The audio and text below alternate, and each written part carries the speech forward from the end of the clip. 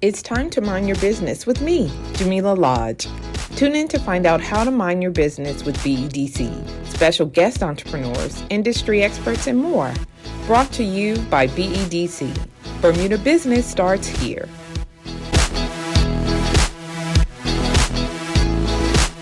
Good day, Minister. Yes. Welcome to Mind Your Business. And of course, I'm your host, Jamillah Lodge.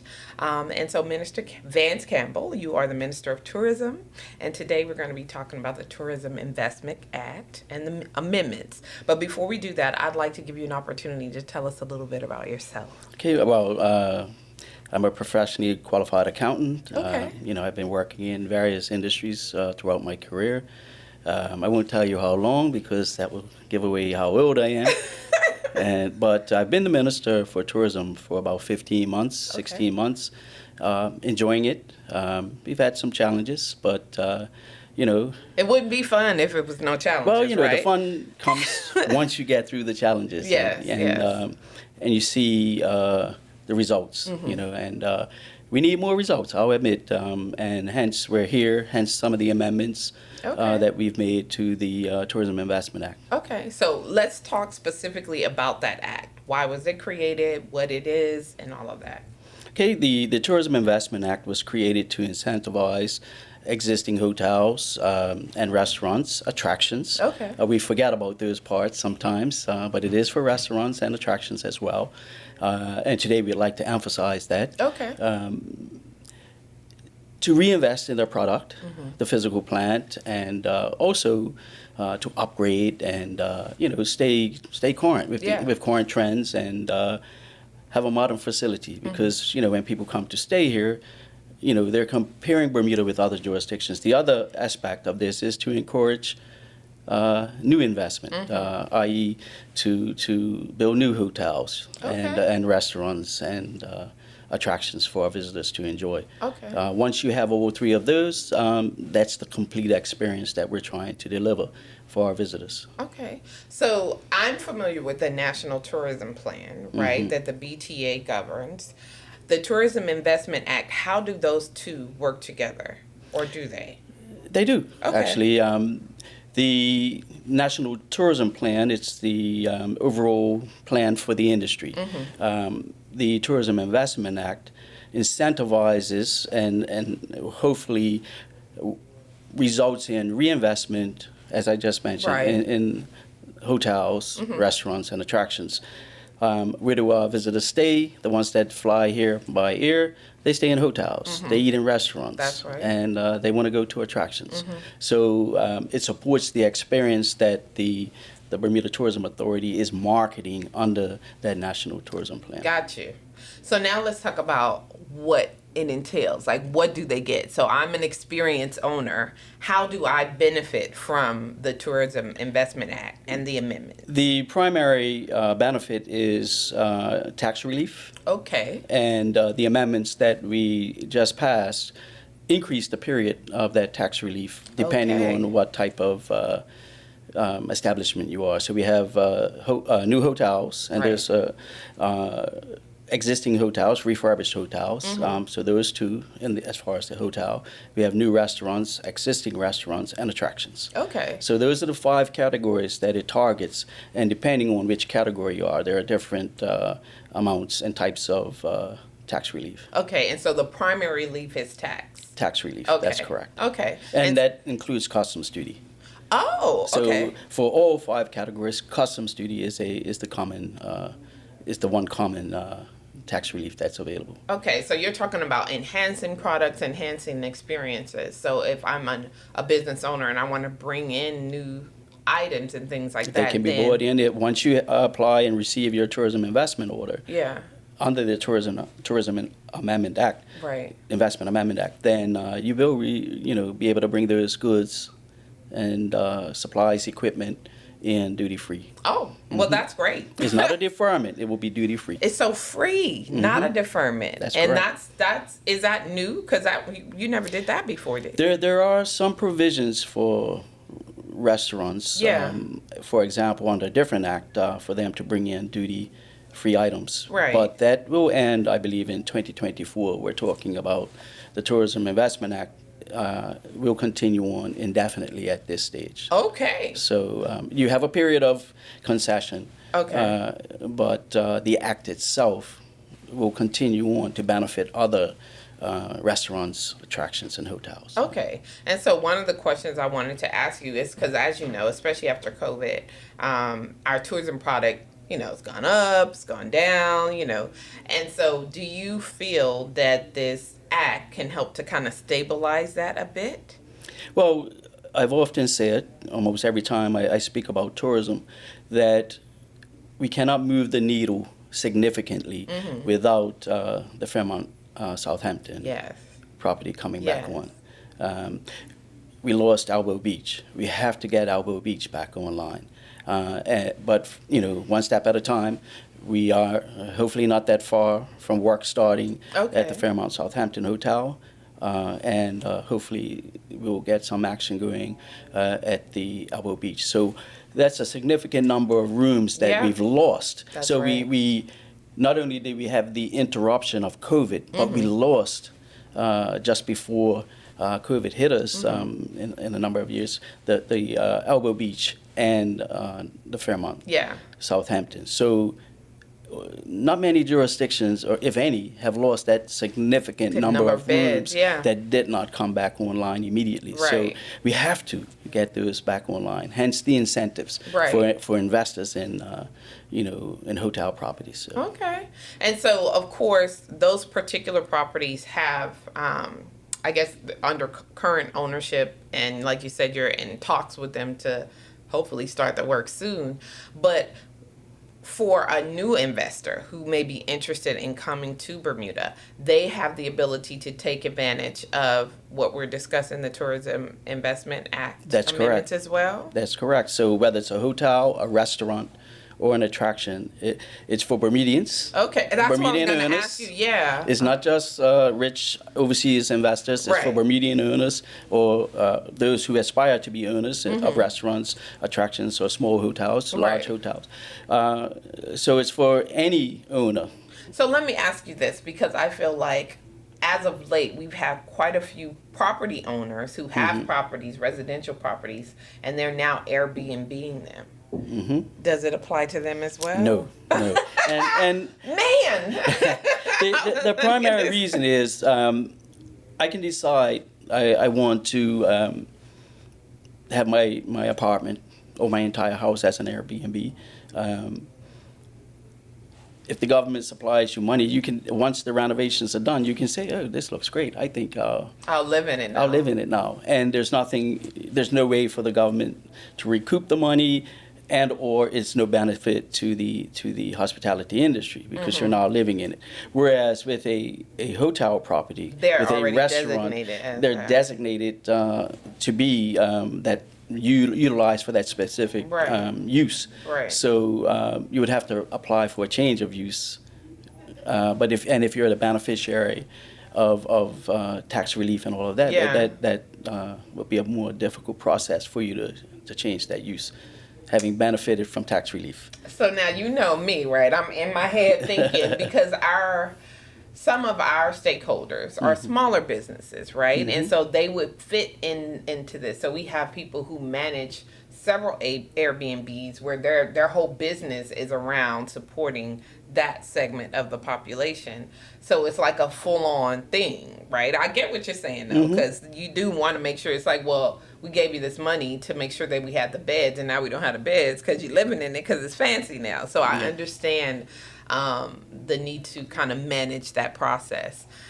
But I'm like, if there's opportunity for further discussion, or I don't know if it's written in cement, maybe we could come up with creative solutions to ensure that, beds are made available, or that throughout the process, if you were to receive any of the way I can see that happening, and that's not my remit, so I will keep my comment on that very brief. Okay. The only way I can see that happening as if certain properties are designated Airbnb as opposed to residential. Gotcha. But given we do have a housing crisis on island, so I know. I would say the chances of that happening are very very slim to none. Look, I don't envy you because you have to toe the line, right? You're responsible for ensuring that the tourism product comes back, and so you're putting all these incentives in place. But then, someone else, your colleagues, is responsible for making sure that Bermudians have a place to live. And so, with the loss of the Elbow Beach, like you said, and the Southampton Princess, you still need the bed, so you still want the people to come. So the fact that we do have properties that can be utilized to support people visiting to Bermuda is a good thing, but then can also be a bad thing. rather than the use of the term toe the line, the government has to meet many expectations and many responsibilities to the country, so there has to be a balance. Yes, I like that better. Balance. It definitely is a balance in that. Like I said, I don't envy you, right? I like to focus on what I know I can focus on. So in terms of actioning the act, like, what is that process like? If I'm an investor, I have a business that fits, can you take me through the process of actually applying, how long it takes, and that sort of thing? Well, again,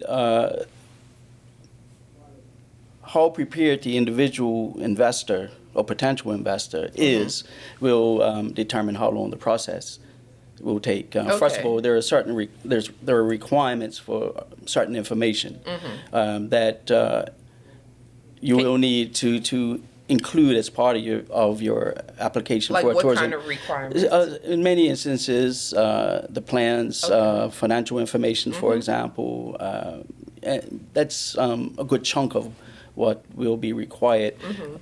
The amount that you're looking to invest, if there has been an investment in the property already, say you bought a derelict hotel, or that cost would be something that would need to be known as well.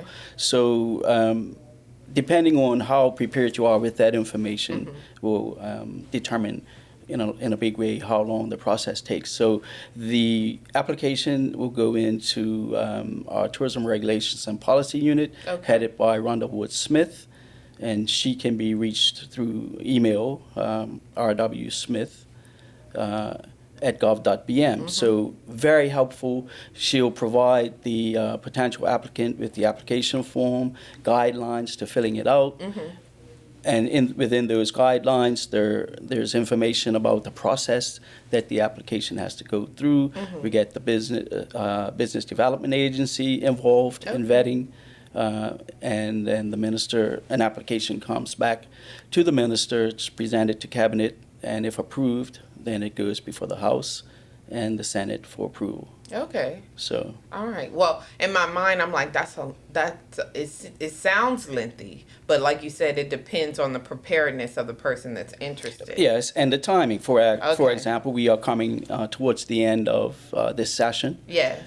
This legislative session. So any application that starts now is likely to be brought before the House in September, November. So we want to encourage people to get their applications in. And we have had increased interest since passing those amendments. We've had increased interest. We have at least one going through the process now. Okay. And we're hoping that it will be before the House before this session ends. We know there will be at least 3, possibly 4 coming in the next few months. Okay. And we're meeting. We've had requests for meetings with potential hotel investors. Okay. That's great. Yeah, so it's we've had a meeting with a major restaurant owner already. So we're hoping and that will continue, but we've definitely seen a peak in the interest as a result of those amendments. That's correct. That's wonderful. So what are the key difference from what it was and what people can expect now? So the key changes, as I said, one of them was to increase the time frame that the concessions were available. Okay. So if you are a new hotel, if you meet the definition of a new hotel, then the minister has the ability to consider a period between 10 and 15 years maximum. Okay. Not exceeding 15 years. Refurbished hotel that was moved from the minister now consider from 5 can consider from 5 to 15 years for a refurbishment of a hotel. And some asks, why 15 for a refurbished hotel.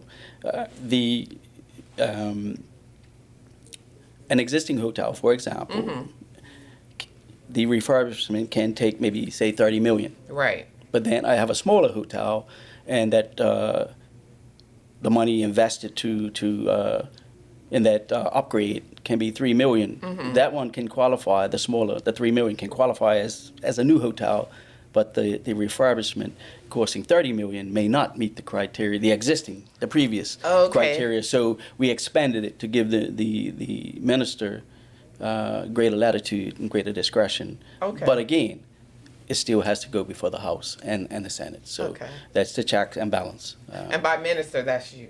That would be the Minister of Tourism. Yes, That's correct. yes, or whomever is in that position at that time. So.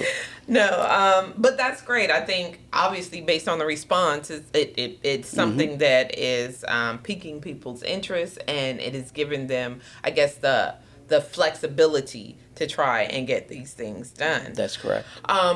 What about with regard to the experiences, right? So we're talking about, because for us, the tourism industry can include a lot of things, right? We see people who are selling things, but it's specific to the tourist or tourism product. Are those the definition within the Tourism Investment Act as to what an attraction is? Yes.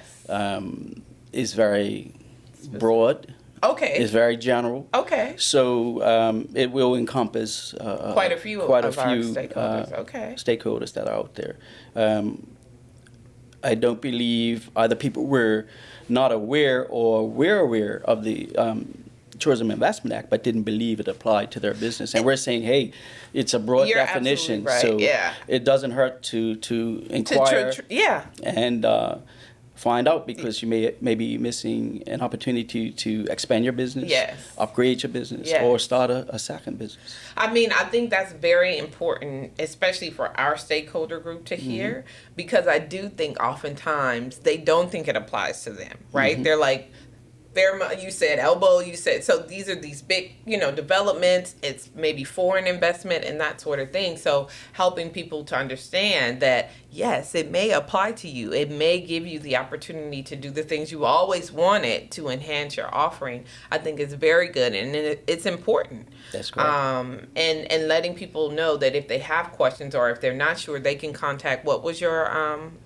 It would be Rhonda Wood Smith at rwsmith@gov.bn. Okay. And so I'm putting it out there to say, please, if you feel that you're in this experience space, tourism industry space, to please reach out, because why not take advantage of these opportunities if you are able to bring your product back online. And there's the opportunity for those individuals to work, for us to work closely together, the BEDC, the BTA, and the ministry. You read my mind. That and was the ministry. What I was because you have clients that you provide loans and business advice to. The BTA have their experience investment program that will provide funding. So between the two entities, funding can be provided. We provide the relief on tax, and sometimes that tax relief, depending on the cost of those products and equipment, materials, can be the difference between a successful business and not. Yeah, you're absolutely right. But the three of us can work hand in hand. That's right.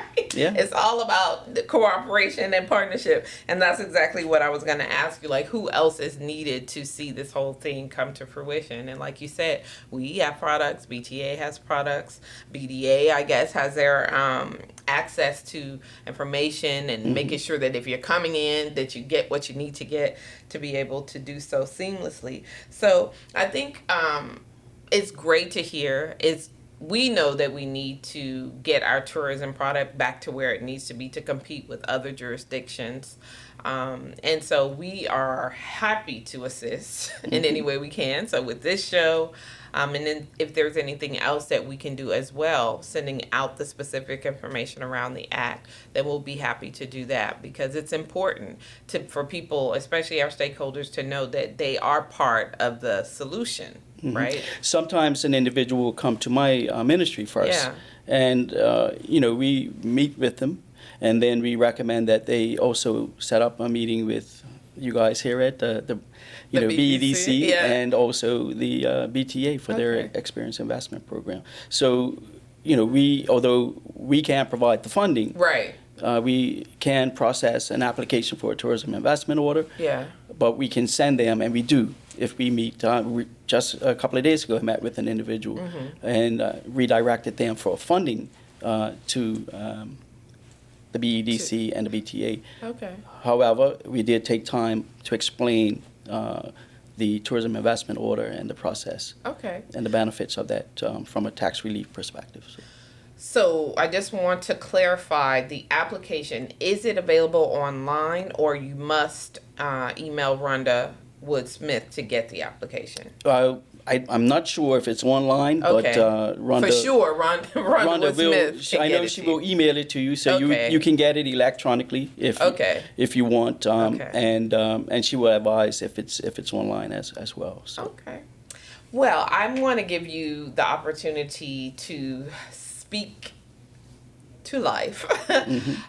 What you hope you will achieve having made these amendments to the Tourism Investment Act. Like, what do you foresee happening as a result of these amendments? Well, we want to see an increase in the number of hotel beds available. If we have more beds, we will be able to bring more people here from an airlift perspective. That also ties in with the Ministry of Transport's position when they sit down to negotiate airlift to Bermuda.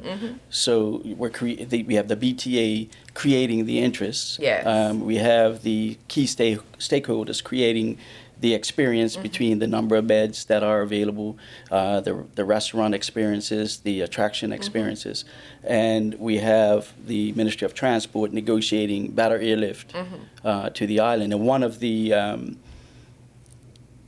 key pillars of the National Tourism Plan is to become a year-round destination. Yes, that's correct. So that also, all of this activity will aid and abet in us becoming a year-round destination. That's right. So we can't look to the winter months and have activity from a tourism perspective if we don't have the airlift. That's right. Or the beds. If the restaurants are closed. That's right. It's this, so my overall vision would be to have first of all, to get back to and exceed 2019 levels of tourism, of visitors, but also have the right balance between air and cruise line, because we want people in beds in hotels, because they also assist and shop in the retail sector. That's right. So that benefits the retail sector, the retailers out there. It benefits our taxi drivers as well, although they do carry our cruise line visitors. But, we still want the cruise line visitors coming here, but we want to have a good mix. And, that have just a vibrant and revitalized industry that is contributing, because the number of jobs, I believe the most recent figure anyway was about 10% of filled jobs are filled through the hospitality industry. Yeah. And if we have more facilities coming online, whether it's attractions, restaurants, or hotels, then it does increase the jobs. It does increase those jobs. And one other amendment, it provides the minister with some discretion to look back over when considering a current application for an establishment. The minister now has discretion to look back on the investment that an entity may have made as far back as a 7-year period prior to the current investment. Okay. That will benefit entities who, in particular, it can benefit a larger entity, but smaller entities can now, they have the ability to spread out their reinvestment in their physical structure and improve it over a number of years. And the minister can go back in time 7 years and take that into consideration when considering whether or not to grant the current application that he has in front of, or that he has in front of him, and determine what period of relief they will get. So that's great. it doesn't go back in time. Oh, okay. But it do, as far as granting of relief. Right. So any duty paid. Right. But I can take into account the money spent and grant based on that. Under the current application Okay. that entity would have in, I can look back at what they've spent and say, for this application, I can grant 5 years or 6 Right. years or 7 or 8 Right. or 10 or more. You know, Yeah. so Yeah. I mean, that's good to hear. that's in the hotel product. Right. Because we have in order for the hotel industry to be successful, yes, we need the Fairmonts, we need Yes. we need the Albo Beaches, but we also need those The mid-range, guest the homes cottages, and the cottages. Yes, for sure. the smaller hotels Yes, as well. We yeah, need those yeah. because they provide a different experience. They provide a different price range that can cover the entire market needs. Yes, it's all about the mix, right? Because you have different levels of tourists that come, and so you want to be able to meet them where they are and make sure that when they come, the experience is. And that includes the Airbnb experience as well. Yes. I like to hear that. No, it's been wonderful. Thank you for coming on. Yeah, it's my pleasure. Yeah, Thanks and for sharing inviting this us, information, and we have to get it out there. Help people to understand that these are benefits that they can take advantage of that will help them, right? Because I do think sometimes, like you said, some people think it does not apply to them, and if you are still questioning whether or not it does, the easiest thing would be to email Miss Rhonda Wood Smith. That's correct. At wsmith Yep. at gov.bm. That's right. And you can reach out to the minister directly as well. Okay. Well, you want to give them your email? He's like, you can, but you got to look that up. It's vcampbell Okay. at gov.bm. Okay, perfect. Yeah. And I'm sure a lot of this information will be on the website as well, on the government website. You could take a look at the amendments to the act, and then if you have questions, contact. Yeah, you can go to bermudalaws.bm if you want to actually get a copy of the full act. copy of the act. Okay, Yeah, wonderful. Well, you know what I say? I said we minded some business today. And I always say, if you don't mind your business, who will? Who will? But I would like to come back actually in future. Hopefully, we'll have some success stories. So that you we can talk share. about, I and we would can share love those. that. I would love that. And I think it will be good for people to hear them so that they know, oh, it wasn't just talk. It actually happened. People did receive these. So please, you're welcome back anytime. Yeah. And again, we're talking, the real success stories that I'm talking about that I would like to come back and report are the small business owners, the restaurateurs, the attractions, the individual who decided they wanted to have a beach concession, of some sort, and are now an entrepreneur and working for themselves. Yeah, I want to hear all of that. I would love to come back and talk about that in the future. I want to hear about all of that. So, look, we can pencil you in right now if you want to. Because I think that's good. That's good information to have. Good for people to hear. It makes you feel good to know that this thing that I've been working on, that our team has been implementing, actually works. Yeah, that's correct. And that's the idea. Yeah. This can work, especially when we work together. Yes, that's right. And that will uplift our small business owners out there, medium size. You're speaking my language. That's good. All right, Minister. It has been a true pleasure. Thank you so much again for coming you for the on invitation. Mind Your Business. I And I'll appreciate see it. you next time. Next time. All right. Thanks for tuning in to Mind Your Business with me, your host, Jamillah Lodge.